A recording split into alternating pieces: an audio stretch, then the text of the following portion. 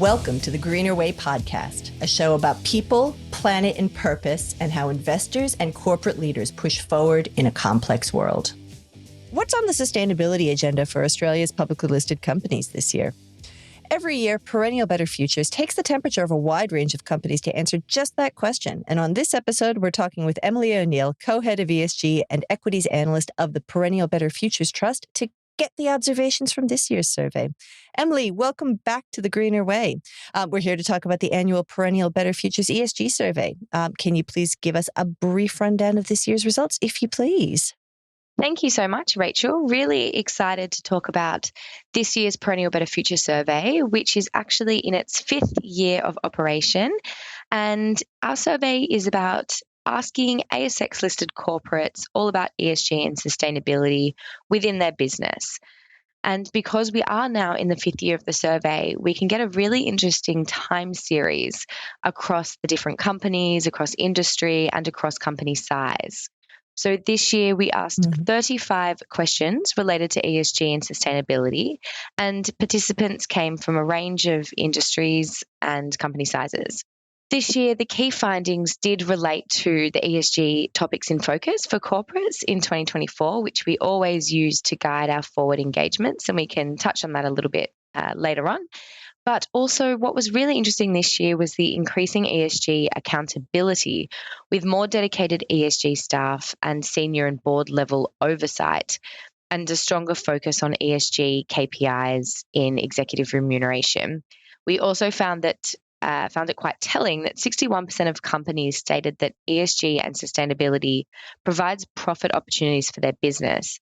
And it was also pleasing to see that when asked about how important ESG and sustainability will be for the business in the next 5 to 10 years, it was actually ranked 7.5 out of 10, demonstrating the importance of understanding material ESG issues as investors.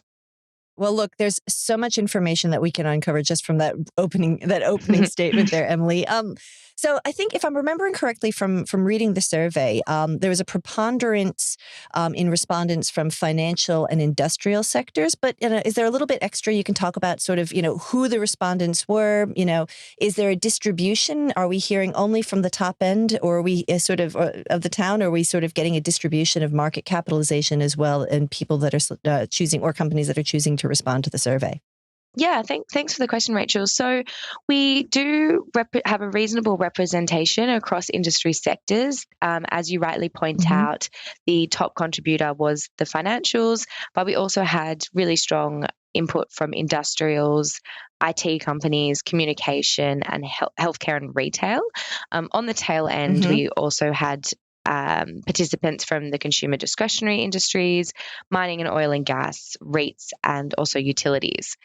In terms of company size, we again had a reasonably good split between the different market cap segments. So about 13% of respondents were under 200 million market cap, just over 20% between 200 and a billion, and 41% between 1 and 5 billion, and the remaining 25% over 5 billion. So you can see we actually had reflection from quite a good split across the market cap spectrum. I think that's one of the things that keeps me sort of on the edge of my seat, if you'll forgive the hyperbole, when it comes to the release of the survey, because there's always been a really good survey of the diversity of the Australian market, and it's also gotten better year on year. So again, it as you say, it gives a really good glimpse into what's going on across a broad range of the listed space in Australia. Thanks. Yeah, I think that really comes from our focus in the Better Future Fund is on smaller cap companies and mid-cap companies. So contrary to other surveys you may see out there, we do tend to get quite strong participation from the small end of the market, given that that's been our focus of this particular fund. But equally, we get strong contributions from the larger end of town, given our other perennial products. So we have really nice relationships with our corporates, and we're really thankful for their participation year in, year out on our survey. So as you pointed out before, Emilie, this is the 5th year you've been reporting on this survey. And again, another thing that's always fascinated me about the survey is that, year in, year out, there tends to be sort of the same material sustainability issues writ large, sort of 1 to 10. But the relative importance can really fluctuate over time. How are ESG issues ranked this year versus 2022? And what do you think accounts for that fluctuation? It's a really great observation, Rachel. You're absolutely correct. So we offer, corporates who participate in the survey a really long laundry list of potential ESG issues that they may find important. But as you mentioned, we do tend to see the top 5 themes are pretty consistent over the last 5 years. But as you rightly point out, they do shift in order of priority on a year-on-year basis. So this year, which is the 2023 survey, greenhouse gas emissions in alignment with the Paris Agreement actually took the number 1 position for factors that corporates are focusing on in the last 12 to 18 months. And actually, almost half of the participants in the survey did select it as a top 3 issue. And I suspect that this is probably because we've seen increasing national focus on environmental concerns, but we've also seen global reporting standards increasingly prioritize environmental reporting. And we also know that environmental concerns have been top of mind globally. So it seems to take all of the news headlines. It really is the focus at every conference I go to. Every company seems to be talking about their clean energy strategy. So it's definitely not surprising as to why it would be the top priority this year. And this is particularly important when we know that mandatory environmental disclosures are coming out with ISSB reporting as well. Cybersecurity this year came in at 2nd place, and diversity and inclusion took the 3rd position this year. And when we look at previous years, in 2022, cybersecurity actually took the top place, which was then followed by greenhouse gas emissions and then by diversity and inclusion. So, and then if we look back a few years before that, back in 2019, diversity actually took the top place. So I think in terms of cybersecurity in 2022, although it does remain a really large focus for corporates, given the increasing prevalence and severity of cyber attacks and data privacy issues, in 2022, that was a year where we saw some big, very public cybersecurity attacks occur. And so this is probably why it drove the number 1 priority last year in 2022. But it does seem that diversity is always front of mind for corporate Australia. But in the last couple of years, it seems to have kind of remained 2 or 3 in the priority list. But actually in 2024, I do expect it to potentially bump up given the mandatory WGEA reporting that is really putting diversity and equity pay into focus this year. I personally can't wait to see the reports on the equity pay gap. And I'm sure there's a lot of investors like yourselves who are also eagerly looking at that. I'm going to be eagerly looking at that information. I'm really interested because we do sometimes have companies voluntarily report their gender pay gap, but definitely having the mandatory disclosures will provide a lot greater information. It should standardize the reporting, and it should be really telling and give us a base to work on where we can engage to drive improvements in pay equity. So I'm also really looking forward to that. So I guess looking forward, when we ask companies about what areas are of focus in the coming few years, it seems that the same 3 topics are going to be in focus again. So greenhouse gas emissions, diversity and inclusion, and cybersecurity all took the top 3 places. But if we look a little bit lower in the statistics, this year we saw biodiversity and also Indigenous relations increasing in focus as a forward-looking priority.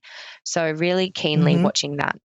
It'd also be really interesting to see if there's some, without sounding like we're handicapping a horse race, if government, does propose significant reforms to the Modern Slavery Act. I know there's legislation in front of Parliament right now for a national anti-slavery commissioner. That's right. It'd be interesting to see if those headlines and that information, causes an unexpected fluctuation by end of year in terms of how that comes back up the consideration. Yes, I agree, because it actually did peak and came a top issue in 2020 and 2021, but has seemed to kind of slip back in the priority list, given it's kind of a little bit out of I guess, out of the headlines. But yes, I agree. I think Mm. with the review of the Commonwealth Modern Slavery Act, we should start to see an increasing focus on how companies are managing their issues in their supply chain, but equally how rigorous their reporting is. Because as you well know, there has been some criticism about the modern slavery reports that companies are putting out potentially not being detailed enough, really not providing useful information for investors or other stakeholders. So I do think that that's going to come into focus. Yeah, I think, that issue around whether or not there's mandatory due diligence around human rights and modern slavery. And again, how that then influences the thinking of that as an ESG issue, whether at some point, and I wonder about this long term, and we're sort of wandering from the point of this survey, but, longer term, as mandatory financial climate reporting comes in, as mandatory, say if mandatory human rights due diligence comes in, does that recede as a sustainability issue, and does that become sort of a risk and compliance issue? Um, Again, this is what keeps me so interested in the space, Emilie. Yeah, it's really interesting seeing that shifting landscape from voluntary reporting to mandatory reporting and how that's going to drive the market going forward. I think there will always be a Mm, way to look at it from a sustainability perspective in terms of how their mm, performance is and going to improve over time. And obviously, emissions and environment, it's so critical, both from how environment is going to affect your business and how your business is affecting the environment. So I agree, it's becoming more of a, compliance based reporting exercise, but doesn't mean it's not a material mhm. factor for investors. The other thing that really stood out, and you referenced this earlier in the interview, Emilie, the fact that you did a deep dive on how companies are incentivizing management and sort of second and third tier managers when it comes to ESG issues. Like I can remember, having done this for a few years, and I'm sure you as well. The idea that ESG would come into the REM report and come into KPIs was a fairly radical idea, not even that many years ago. So it's interesting to see you have enough data available to write something about this in this year's survey. How many companies are paying out short and long-term incentives linked to key sustainability issues, and how are they doing it? Great question and really interesting findings this year. So, according to our Mm, survey, about 45% of respondents integrate ESG into their short term KPIs, but also an mm-hmm, additional 20% integrated into both short term and long term KPIs. So, that's quite a large percentage of participants this year that have, really integrated ESG metrics into their remuneration plans, which is really pleasing to see. It is typically more common for larger companies to have ESG linked KPIs, and smaller companies tend to lag mm, in this sector a little bit. So, 63% of smaller companies do not have REM linked to ESG outcomes, while only 24% of larger companies do not have REM linked to ESG outcomes. So, we can see that large cap, small cap skew there. We did mm, find that the most common KPIs were employee engagement scores, which is as you would know, is typically a figure that's taken from self-reported employee surveys about how engaged the employee is within the business, which ultimately is an indicator of mm-hmm, productivity, turnover. So that's quite an important indicator there, and tends to be quite a common one for KPIs.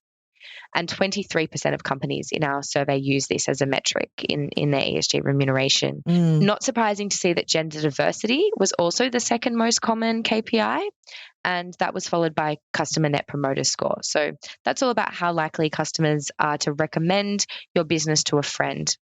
Emissions and alignment with the Paris Agreement had 13% of companies integrating this into the remuneration plan.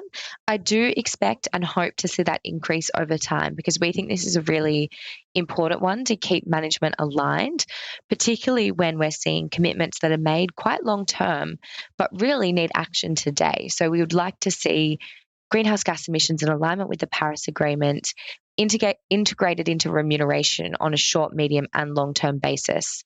So that's one that I mm, would hope and like to see pick up, and we will engage on that going forward. But safety performance mm, also came in with 9% of companies reporting that as a metric. mm, What was really interesting was we actually found that companies with direct board accountability for ESG and sustainability were 22% more likely to have ESG KPIs. And I think that this demonstrates the importance of having governance, accountability for ESG at those most senior levels, so at the board and executive management, because we do see that filter down to the organisation. So that's something that we've tried to engage on over the last few years, is really having someone on the board or an organisational committee on the board that's responsible for ESG issues. That'd be interesting if we're flipping the old saying on the head: what gets managed get measured, instead of its usual utilization. Now, Emilie, I know we bat about this one back and forth quite frequently. What's interesting to me about short and long-term remuneration linked to ESG KPIs is, how do you know when companies are setting true stretch targets that are deserving of extra incentivization on top of what's business as usual or part of a manager's normal portfolio of business? I assume that this is something that's going to develop, and it's something that you do within engagements with companies. But how do you know when a KPI linked to ESG is truly stretch and when it's just giving, one hates to say, money for jam? Another really good observation and question, Rachel. I think this is quite a complicated one because KPIs, the disclosure tends to be a little bit mixed. Companies, there is commercial information that exists within an executive's incentive plan. And so typically disclosures aren't always telling of what they're actually achieving. I think you're completely right in saying that, we do want ESG KPIs to not just be a tick the box, for investors that they want to see it in there. Like, we actually want meaningful ESG KPIs integrated into the remuneration plan, which are incentivized in a way to drive improvements in the business. We don't just want to see it there as a token item. So we do ask companies, when we see ESG, for example, if it is employee engagement, we'll ask companies, okay, well, firstly, how are you measuring it? When are you measuring it? Who's participating in those surveys? Because often, a lot of the time, they're optional. So, what is your participation rate for those surveys? And what's your baseline? Like, what has that been over the last few years, and what is in the targets? Because we want to not just say, okay, if you get the same result as last year or as 4 years ago, then that's considered a good outcome, and tick, you get your ESG allocated remuneration. Actually, what we want to see is, okay, this is your baseline. This is where your peers are at, or this is where, you should be for your type of business. That's where we want to see incentives driven. And we want to make sure it's measured in a robust way, in a consistent way, so that we can ensure that it's, meaningful to the business. So that's something that we've definitely been engaging with on corporate Australian businesses. And that typically happens around AGM season. So we will continue to do that, particularly as we've seen, it's becoming more common to have ESG KPIs in the remuneration plans. Now that you have these fresh observations on what companies are up to when it comes to sustainability, how does this shape the way you engage with companies and in 2024? And what's on your agenda for the rest of this year?